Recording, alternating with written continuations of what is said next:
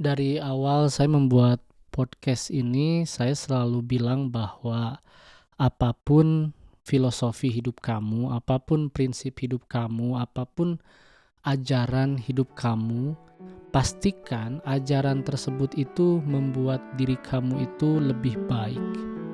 Selamat datang di Siniar Bahagia ala Stoik, menciptakan pendapat untuk bahagia. Bersama saya Jason Herlambang. Siniar ini saya buat untuk menemani kamu yang sedang berlatih mempraktekkan ajaran Stoikisme. Saya akan membagikan pengalaman bagaimana menerapkan ajaran Stoikisme di dalam kehidupan sehari-hari. Dan ini adalah episode hari ini. Selamat mendengarkan. Di dalam episode ini saya ingin menjelaskan kepada kamu atau mengobrol dengan kamu tentang memilih filsafat hidup gitu ya.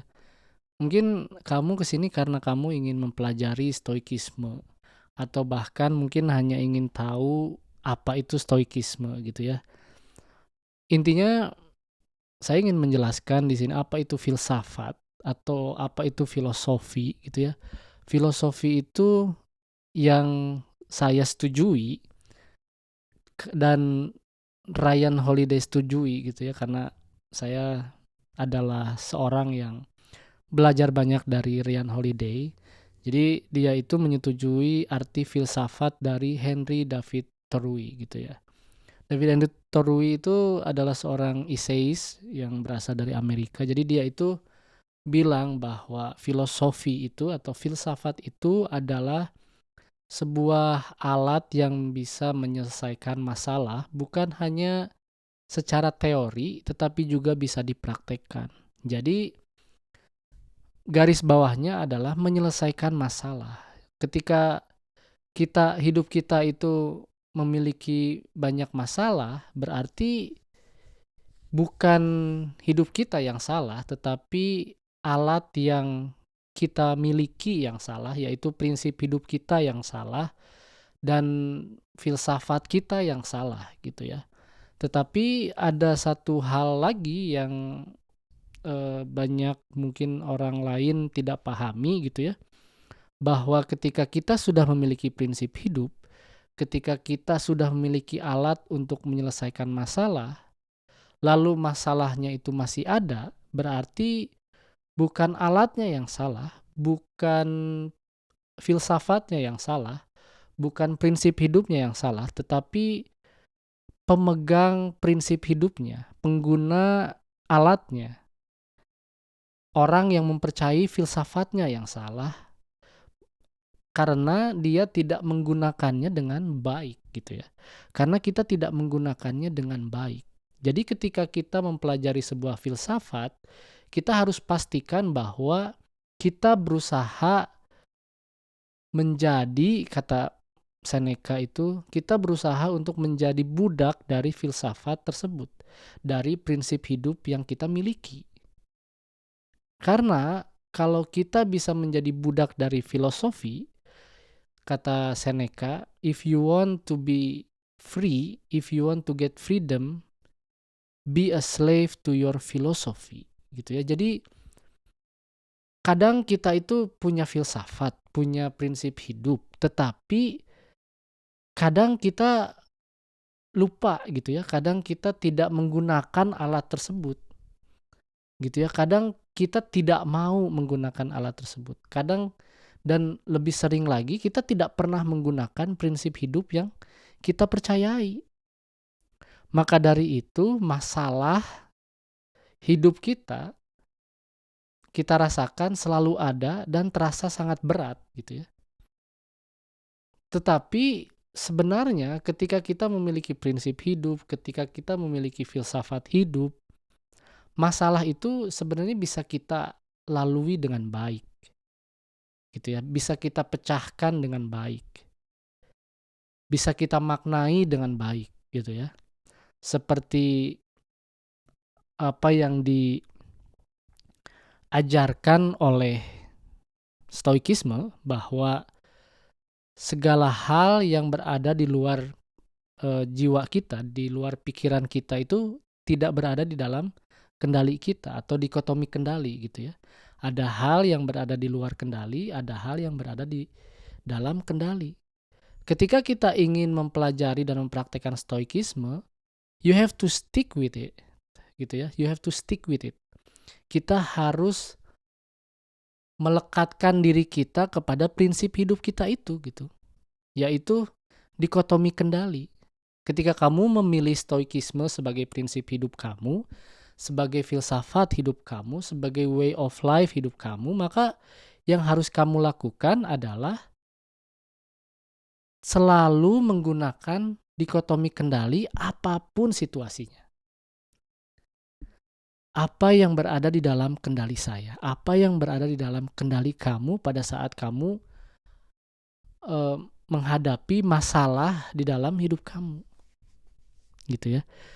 Dan untuk melatih filsafat kita, untuk melatih prinsip kita, untuk melatih apa yang kita percayai bisa menyelesaikan masalah kita, kita tidak perlu menunggu sampai masalah itu datang.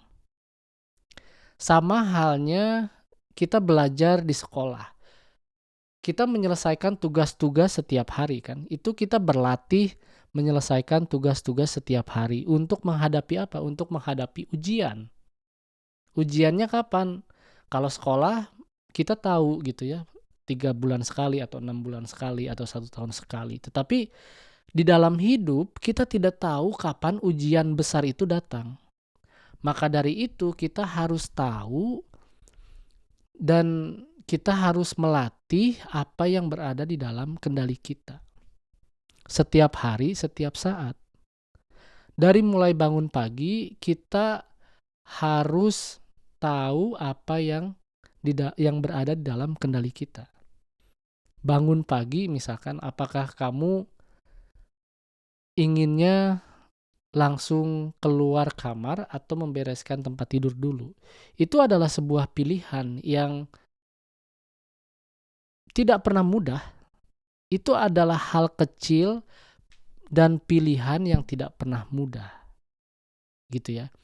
Mungkin hal itu mudah bagi seseorang yang memang memiliki kebiasaan itu setiap hari. Tetapi bagi kita yang tidak memiliki kebiasaan tersebut, itu akan sangat terasa sulit. Maka dari itu kita harus membiasakan diri untuk melakukan hal yang ingin kita lakukan. Kita harus membiasakan diri untuk melakukan hal-hal yang sulit. Karena apa? Karena memang hidup kita itu sulit, dan inti dari ajaran stoikisme itu untuk menghadapi hidup yang sulit. Maka ketika kamu ingin melatih diri kamu untuk menghadapi hidup yang sulit, maka lakukan hal-hal yang sulit. Seperti intermittent fasting itu sulit, ya. Lalu berolahraga itu sulit. Membaca itu sulit. Membaca itu tidak akan pernah mudah bagi siapapun. Gitu ya, karena membaca itu bagi saya sendiri ya memiliki banyak arti gitu ya. Selain mendisiplinkan diri untuk melakukan hal yang baik, ini juga ada hubungannya dengan melawan apa yang kita percayai, melawan apa yang kita pahami, melawan apa yang kita tahu. Gitu ya. Kata Seneca, kamu tidak akan pernah belajar ketika kamu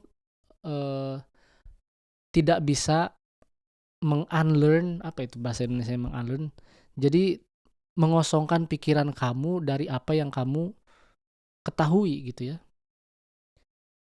It's impossible for oneself to learn something that he already know. Jadi you have to unlearn what you already know. Kamu itu harus mengosongkan pikiran kamu, mengosongkan ilmu kamu untuk memahami hal-hal yang baru yang ingin kamu ketahui.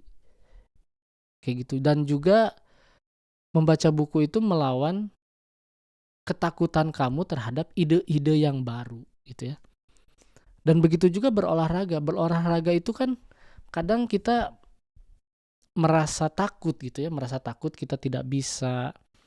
Lalu saya pun dalam berlari gitu ya, saya merasa ketika saya ingin menambah jarak, saya itu takut untuk menambah jarak. Takut apa? Takut tidak bisa, takut cedera, takut ini, takut itu. Tetapi dalam ketakutan itu, kita tahu bahwa itu adalah hal yang sulit. Maka yang harus kita pelajari yang berada di dalam kendali kita adalah mengendalikan rasa takut tersebut dan just do it gitu ya. Lakukan saja karena hal tersebut itu bisa melatih prinsip hidup kita, melatih filsafat kita, melatih cara menggunakan filosofi hidup kita yang kita pilih. Gitu ya. Jadi seperti tidur di lantai, tidak makan yang kita inginkan itu sulit. Tidur tanpa selimut itu sulit. Tidur tanpa AC itu sulit. Dan kita bayangkan saja bahwa hidup kita di masa depan itu tidak akan mudah. Dan kita melakukan latihan-latihan itu untuk menghadapi hidup yang sulit. Karena apa? Karena pekerjaan itu berada di luar kendali kita. Kesehatan berada di luar kendali kita. Segala hal yang external thing gitu ya. All of the external things are not in our control. Gitu ya. Itu aja dulu. Ketika kamu memang punya prinsip gitu ya, kata Epictetus, you have to embody your philosophy. You don't talk about your philosophy, but you have to embody it gitu ya. Kamu jangan hanya berbicara, oh saya punya prinsip hidup seperti ini, punya prinsip hidup seperti itu, tetapi pada saat masalah datang, ya kamu tidak tahu cara menggunakannya, kamu lupa cara menggunakannya, bahkan kamu lupa kamu punya prinsip hidup itu. Dan kamu merasa malu sendiri ketika kamu bilang kepada orang lain kamu punya prinsip hidup, tetapi kamu tidak melakukannya gitu. Ya, untuk apa kamu punya prinsip hidup? Untuk apa kamu punya alat? Kalau alat tersebut hanya dipajang di jendela atau dipajang di dinding gitu, agar tamu yang datang ke rumah kamu itu tahu kamu punya senjata gitu ya. Tetapi kamu tidak tahu cara menggunakannya buat apa gitu. Dan itu tidak ada gunanya. Gitu ya. Jadi apapun yang kamu lakukan, pastikan bahwa kamu melakukannya dengan alasan, dengan reasoning, dengan pendapat bahwa hal ini adalah untuk melatih prinsip hidup saya, melatih filosofi yang saya pilih, melatih virtue, melatih keutamaan. Beranikan diri menghadapi klien, beranikan diri menghadapi orang-orang yang memang harus kamu hadapi di pekerjaan. Gitu ya. Biasakan diri dengan rejection, menerima penolakan gitu ya. Lalu lakukan hal yang baik secara terus-menerus setiap hari, meskipun itu susah. Itu adalah hal yang baik bagi diri kamu, yaitu apa? Salah satunya mencintai orang yang kamu cintai. Mencintai orang yang kamu cintai. Keluarga, pasangan kamu, anak kamu gitu ya. Dan ketika kamu pikir mereka tidak membalas cinta kamu, ya kamu harus bertanya lagi apa filsafat yang kamu pegang. Oh, filsafat yang saya pegang adalah stoikisme, yang mengajarkan bahwa apa yang mereka lakukan itu bukan berada di dalam kendali saya. Yang berada di dalam kendali saya adalah mencintai mereka saja sudah. Mencintai mereka saja sudah. Gitu ya. Ketika kamu datang ke pekerjaan kamu, ke perusahaan yang dimana tempat kamu bekerja gitu ya, pada saat menginjakan kaki setiap pagi, ya ingatkan pada diri kamu yang harus kamu lakukan apa yang berada di dalam kendali kamu. yaitu melakukan pekerjaan dengan baik tanpa memikirkan hasil dari pekerjaan kamu, tanpa memikirkan gaji di akhir bulan, tanpa memikirkan pesangon di akhir pensiun kamu nanti, tanpa memikirkan pujian dari bos kamu, pujian dari teman kerja kamu gitu ya. Lakukan apa yang harus kamu lakukan dengan baik. Karena itu inti dari ajaran stoikisme gitu ya. Ketika kamu tidak bisa mempraktekkan ini, maka kamu harus ingat apa yang bisa saya lakukan, apa yang berada di dalam kendali saya. Pilihan untuk mempraktekkan virtue atau tidak itu berada di dalam kendali kamu. Ketika kamu merasa tidak mampu, lakukan itu pelan-pelan setiap hari. Maka dari itu, kebahagiaan dalam stoikisme itu dalam bahasa Inggris memiliki arti flourishing gitu ya, berkembang. Tidak bisa tiba-tiba kita berani, tidak bisa kita tiba-tiba melakukan hal yang baik setiap hari, setiap saat gitu ya. Tidak bisa kita tiba-tiba adil dan tidak bisa kita tiba-tiba bijaksana, tidak. Kita mendapatkan semua itu dengan cara apa? Dengan cara mempraktekkan semua virtue tadi secara pelan-pelan, secara bertahap, dan prakteknya bisa disesuaikan dengan kebutuhan kamu. Kata Epictetus begitu, tidak dipaksa ya, tidak harus merasa terpaksa dan bisa disesuaikan.